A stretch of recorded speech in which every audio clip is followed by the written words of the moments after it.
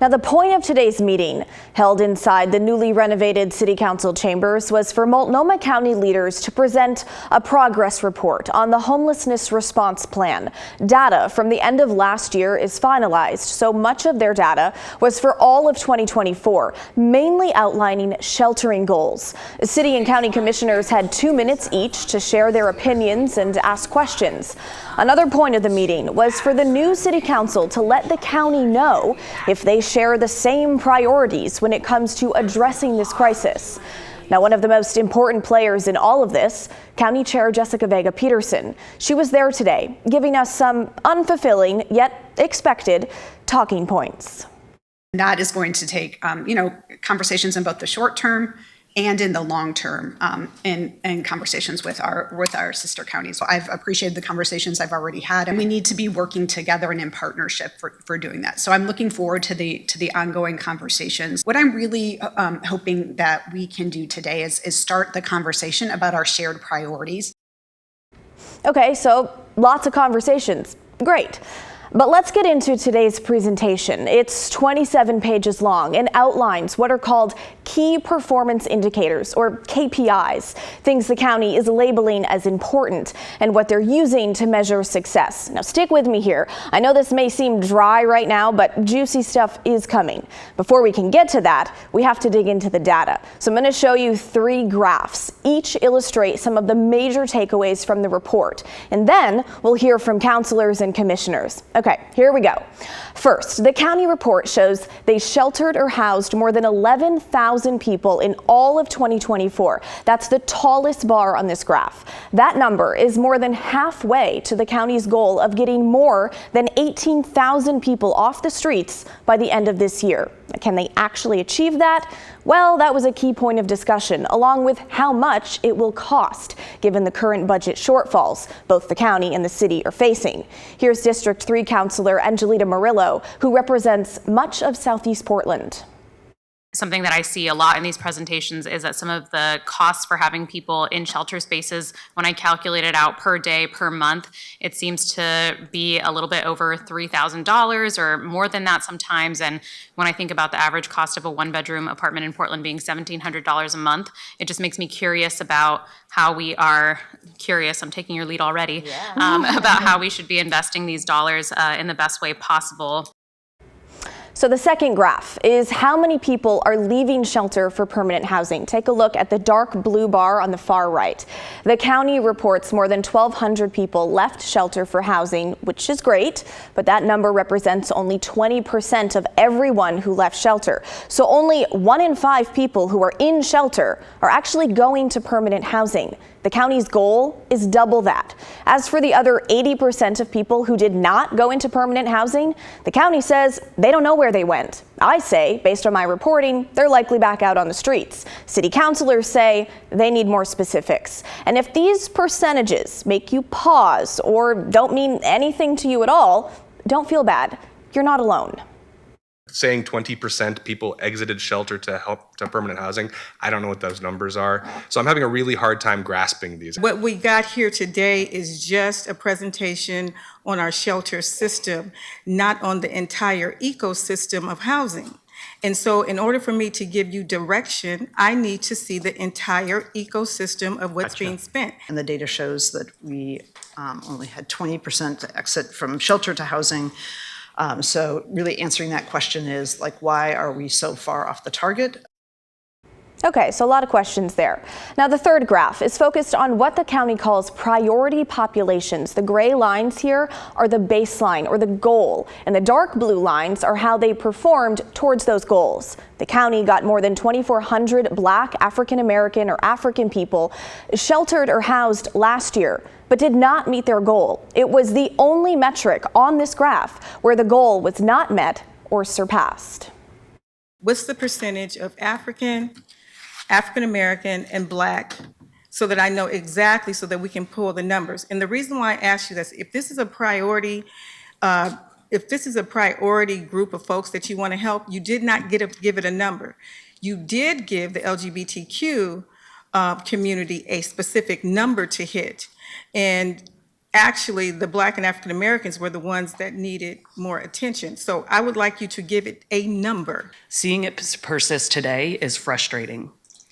When we couple this with the reality that the Portland Housing Bureau State of Housing report has told us that Black households cannot afford rent in any neighborhood for years, it is downright infuriating. This discussion happening during Black History Month propels me to say that we are tired of waiting. I want to know specific strategies and timelines to inform our budget. I want monthly updates, and I want to know what the community and providers say need to be done instead of just what we think needs to be done. The county admitted they want to improve how they track the data. They still are not tracking what they call inflow and outflow, which is basically the number of people newly becoming homeless and the number of people exiting homelessness. Seems important to know. Now, we're told that type of tracking is in progress, but it's not ready yet. I'm concerned about the continued lack of data of inflow and outflow because we actually have no idea whether there's a net reduction in homelessness without that, and we've been promised that for a while. Okay, yikes. Now keep in mind, again, this all comes as a budget crisis looms in the background. Both the city and county facing deficits in the neighborhood of $100 million each, meaning some homeless services will likely have to be cut from both governments. Leaders have been warning about this since Friday. Today, they said 3 congregate shelters will likely close. One in Old Town at the old Greyhound station will shutter in about a month, and 2 others that were not specified will not be replaced. Plans for a motel shelter, among other future shelter sites, will also be canceled if they can't find the money to keep them running. The county faces a budget gap of $104 million in their homeless services department. They blame much of the shortfall on Metro's supportive housing services tax, bringing in $21 million less than expected.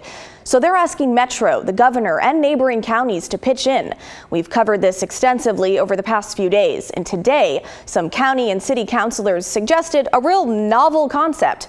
Use the money they have, but differently.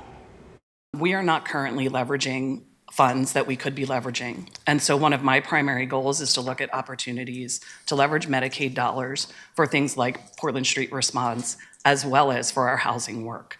We could be leveraging SHS in a way that we are just not doing, and we have got to figure that out. Folks, it's pretty alarming. Our dollars fund a total of 5,802 positions across all of our providers. The city has about 7,000, okay? Of those 5,802 positions, 1,897 is administrative overhead. That's 41% of our spending is administrative overhead. There are 196 executive leader positions that these dollars are funding at an average cost of $120,000 per year. And so if you just trimmed the administrative bloat from our dollar spending, you would close this gap. Okay, we shouldn't be closing beds, we should be trimming our administrative bloat. We have got to get this under control. We cannot keep going back to the state and other buckets of money or providers for money and hope to kind of continue to pay this cost unless we're willing to ask the hard questions and say, is this the best use of our costs? Kiss Councilor Green more than that statement, so thank you. Woo! I'm fired up after hearing that. Okay, so it got a little heated there, and for good reason. Now, there's also concern about any progress the county is making addressing this crisis, slowing or stopping once budget cuts are made. And I'm really worried about how we're going to triage this when the money isn't there. If this is cut and that's cut, this cut, what are we going to do? That's of great concern to me. Now, after all that, it is no secret why the community lacks trust in local government. If you live in Multnomah County, you likely don't have to drive more than a half mile before seeing some aspect of the homeless crisis in your neighborhood. And that's not lost on city councilors. I do not think that we have the public's trust right now. And we desperately need to get it and keep it if we're going to expect them to continue opening up their wallets and their hearts. Now, after the 2-hour meeting, I caught up with Council President Ilana Purtle-Guiney outside chambers, and she had this to say about what it will take to earn the public's trust back. Openness, transparency, communication. The agreement that we have with the county requires us to have meetings like this every quarter, 4 times a year. And we'll have more discussion next time since we won't be looking at a budget. We'll have the space to do that. And I hope that the community tunes in. The only thing we can do to make sure that the community trusts our process is to make sure that we're sharing that process with the community and that we're responding to the feedback we get from Portlanders. That's how I plan on operating these meetings as much as we can. So the council president wants your feedback, and so do we. What's going through your mind after that homelessness response recap? Anything surprise you? Email us, thestory@kgw.com, or call and leave a voicemail, 503-226-5090.